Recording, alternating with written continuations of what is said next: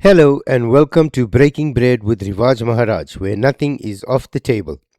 For today's episode, I wanted to talk about a little snippet that I'm going to attach. It's about 5 minutes long, done by I think it was ABC News Network, regarding the Kurds in Iraq and, their preparations for Iran. So without further ado, let's get into it. Now, I've come across a very interesting feed, a little snippet, it's about 5.5 minutes long, by ABC News, I think it was, where the reporter was in the autonomous Kurdish region, Kurdistan, in Iraq, along the border with Iran. And the purpose of her visit to this region was that the Kurds were arming and they were getting ready for a push into Iran. Now, from before the Iranian war even began, when on videos on my channel I've been talking about the US preparations for war with Iran and that it was an inevitability, I did say that the United States would not commit to boots on the ground, but they would use the Kurds. And I did say in one of my videos, if I were the Kurdish leaders, I would have sat down with the Americans and said to them, listen, we want our part of Iran, and we will come in and do the groundwork on condition that we are given our plot of land in Iran.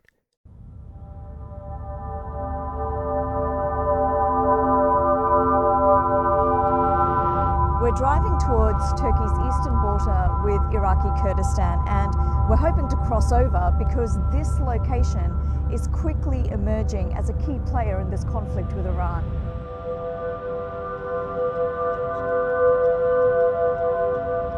There are reports that Kurdish militia based along the Iraqi Kurdistan's border with Iran are preparing for a ground offensive, and if that happens, that's a real game changer.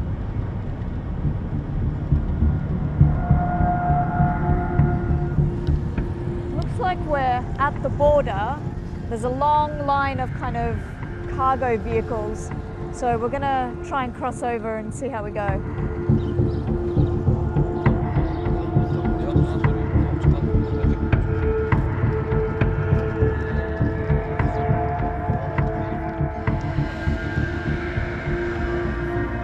So we've officially entered into Iraqi Kurdistan, and this is where things get pretty serious.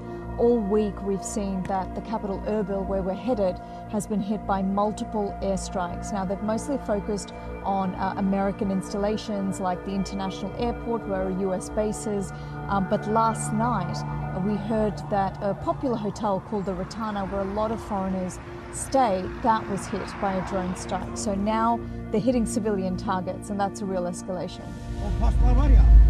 We've just entered Erbil, and the next problem we have to solve is where we're going to stay, because there is a list circulating of hotels that will potentially be targeted by the Iraqi militia that are working closely with the Iranian regime.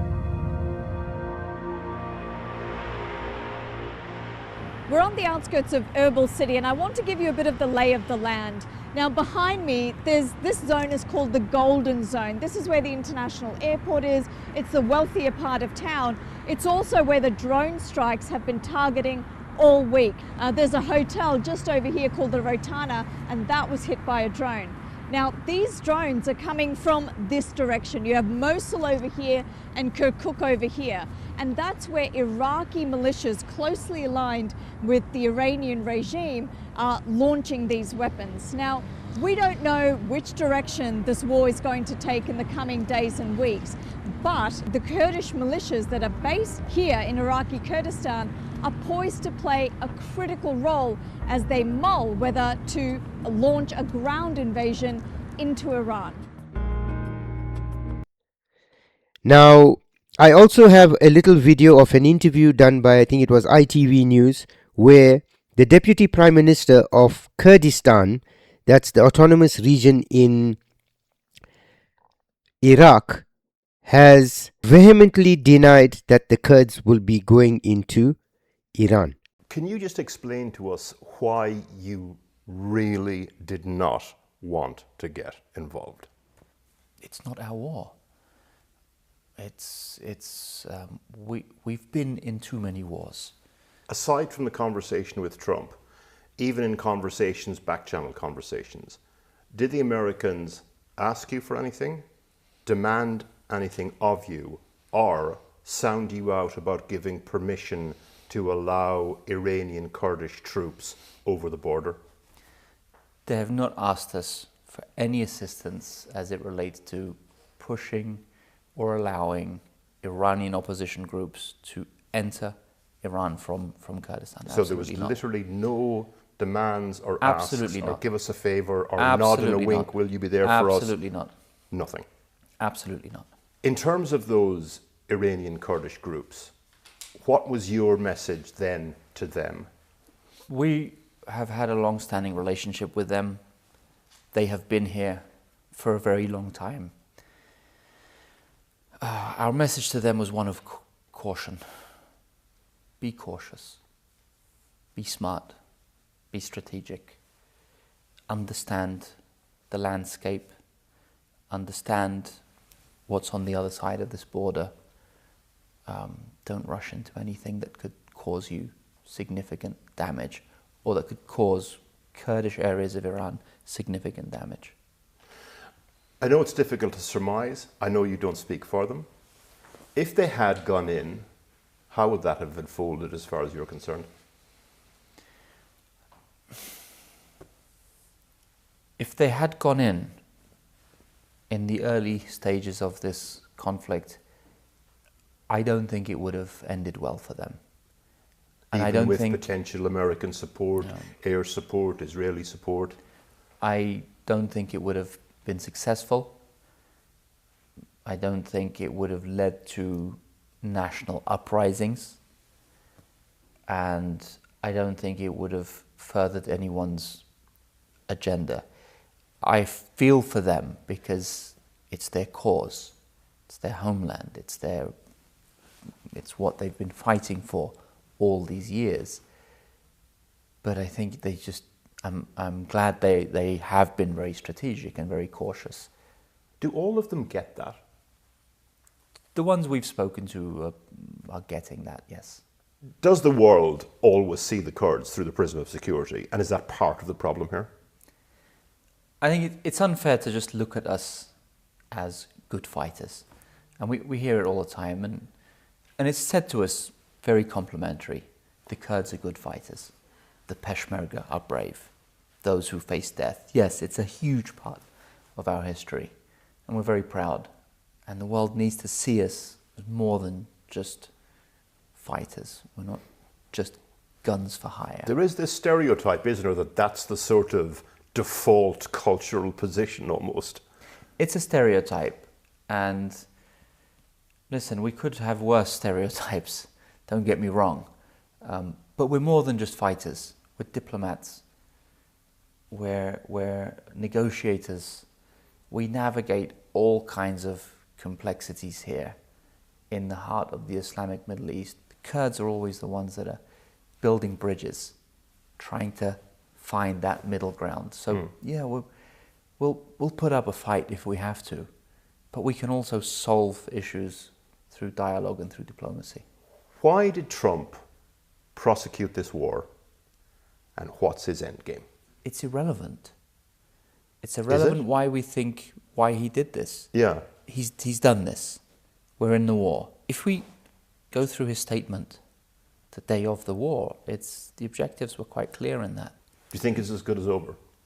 I think if the United States comes out tomorrow and says, I came into this war, I had these 4 objectives, I've achieved these 4 objectives, they could walk away from this. I asked you what Washington wants out of this war.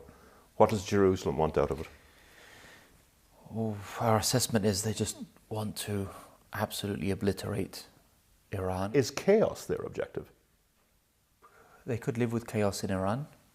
They've been living with chaos in Syria. You know, as long as the threats to Israel are chaotic and distracted and weakened and disorganized, that probably serves Israel's own immediate objectives, but chaos in Iran is not good for Iraq, chaos in Iran is not good for Kurdistan, chaos in Iran is not good for the Gulf, chaos in Iran is not good for global markets. Chaos is not good. Chaos is chaos, and we want stability. Have you been in conversation with the regime in Tehran? I'm in conversation with the Iranians, yes. They urged us specifically not to provide any support to anyone that wants to harm them from our areas. They were quite explicit about that. Did they give you any messaging in terms of where they thought the war was going? Whether the regime would stay intact, survive, etc.? I did not get a sense that there was a lack of control. Is the new supreme leader going to be an easier or a harder man to do business than his predecessor with?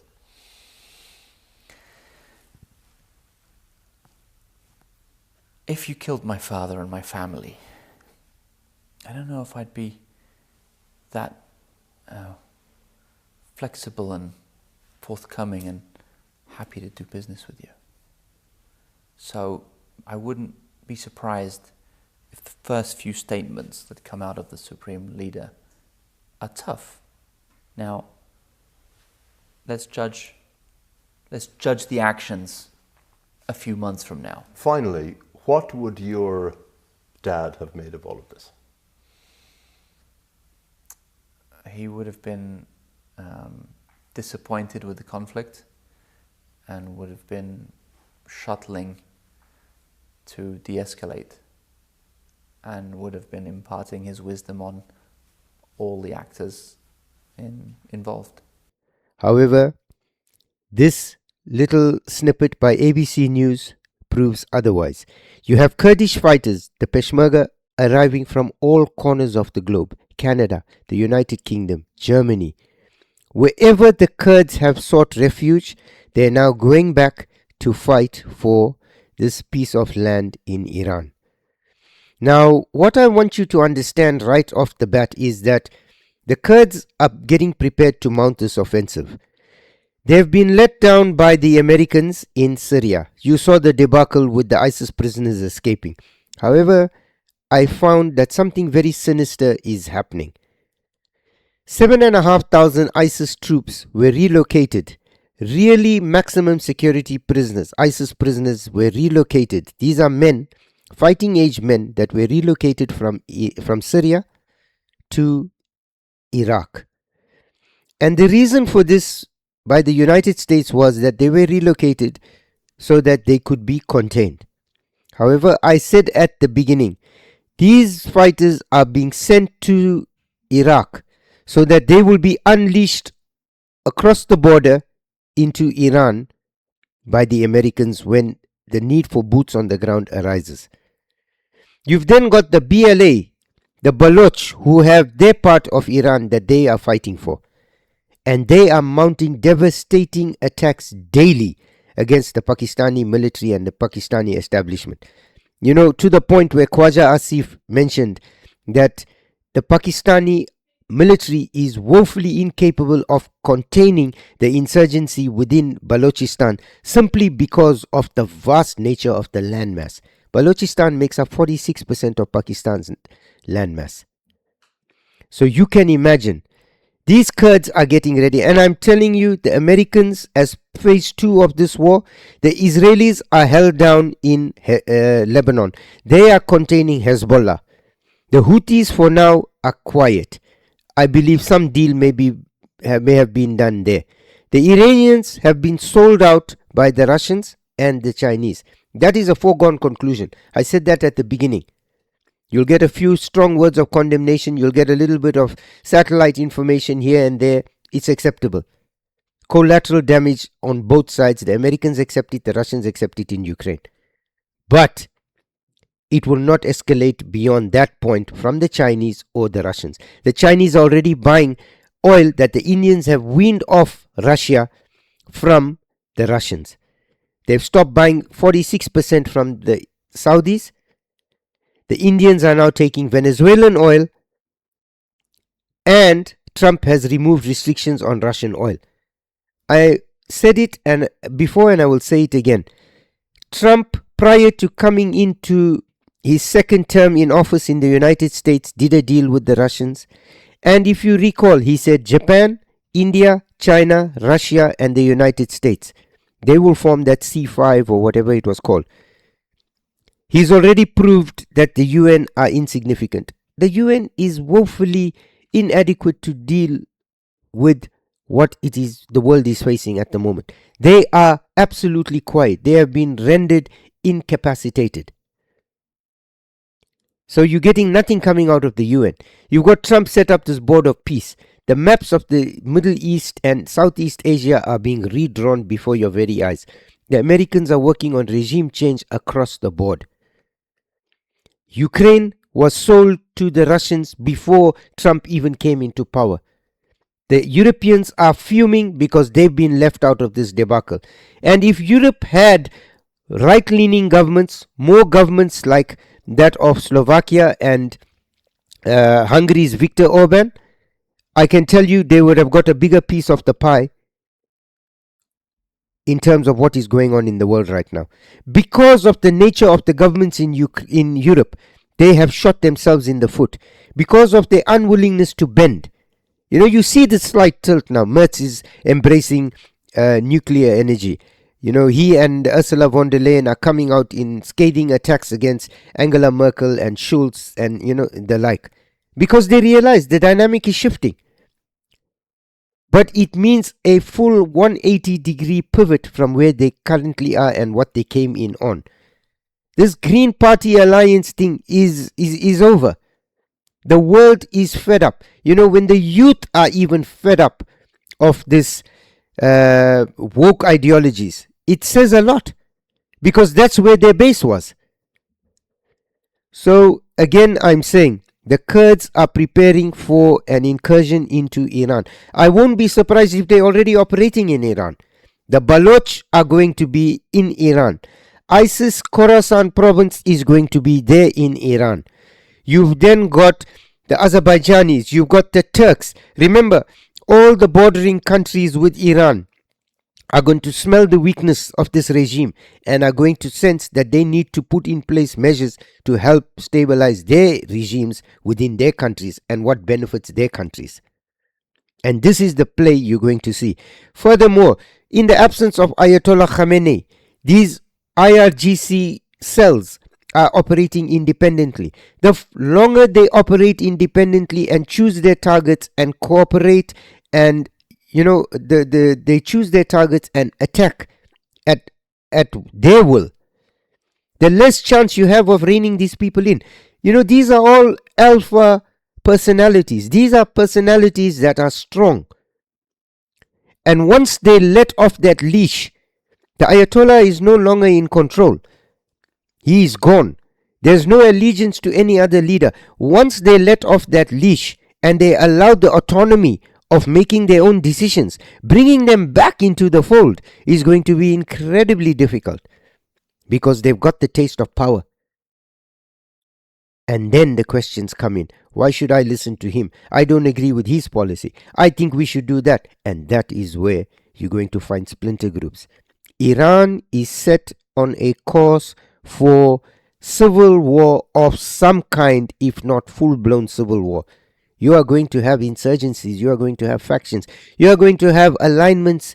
You are going to have alignments with the United States against the United States. You are going to have back channeling. You're going to have double dealing, double crossing. It's all there. The CIA are there. Mossad is there.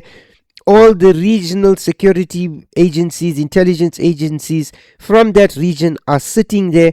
All these countries, the Turks are pivoted, waiting to go in and do their things. Because everybody wants an Iran that is going to be favorable to them. And this is why it is vitally important for someone within the Iranian diaspora, and I do not mean Reza Pahlavi, please. The guy is a flippant joker. I mean somebody that has some integrity. You know, just look at a guy like Zaya Younan. He's a businessman. He's proved his mettle. Get somebody like that in. Anybody. Somebody that is going to go into Iran and take the country for the people. Because if that doesn't happen, I'm telling you now, if that doesn't happen, Iran is set on a path for destruction, the likes of which you saw in Iraq, in Afghanistan. And it's going to take decades before it sorts itself out. So if you can get some uniting force in there now, it will save a lot of bloodshed that is to come. But the Kurds, according to this report that was done, the Kurds are ready. They're coming in from all over the world. And according to the man interviewed there, he said the incursion is imminent. Now, if the Kurds are doing that, you can be 100% certain the Baloch are doing that. You can be 100% certain the Taliban are going to play their part, the Pakistanis are going to play their part, the Azerbaijanis are going to play their part, the Russians are waiting, the Chinese are waiting, proxy wars are going to be fought. This region is going to be on fire very soon. The IRGC, the Basij, they're used to the control of this region. They're not going to just give it up that easily. And there's going to be infighting within them as well. Unless somebody can knock some sense into the people there, somebody that can come up and say, we can do this, that, provide immediate relief for the people of Iran where they can see benefits coming to them instantaneously, which then drives hope for a positive future. And this is why I say somebody like a Zaya Younan, his name's never been floated. He's an entrepreneur. He's a self-made billionaire. He owns a cigar company. He owns wine companies. But he's somebody with a business background, because that is what you need. You need somebody that has a bit of diplomacy in them, and that would come from doing business. But you also need somebody with a very good business brain, because delivery to the Iranian people needs to be instantaneous for them to feel some sort of relief and reprieve, and to have some sort of hope for a positive future. Getting a politician in there with zero business experience, that has nothing in their head except how they're going to steal and benefit themselves, is going to be disastrous. Look at Karzai in Afghanistan. Look at what came in Iran, in Iraq. Look at Libya. You've got General Haftar. You've got the Turks. It's just a cluster F. So I'm saying the Kurds are ready to go in. You need somebody that's going to be able to sit back and say, okay, this is what we can get away with, this is what we can give away, and this is how we can consolidate and solidify and rebuild.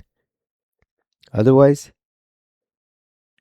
civil war is knocking at the door. The door is there, the handle's been turned, the door just needs to... It's actually cracked open a fair bit. Once that door swings wide open, all hell breaks loose. So I want to thank you for taking time to spend with us on this monologue, and I hope to see you on the next episode. Please remember to like, share and subscribe, as it helps us with the algorithm and it helps our channel to grow.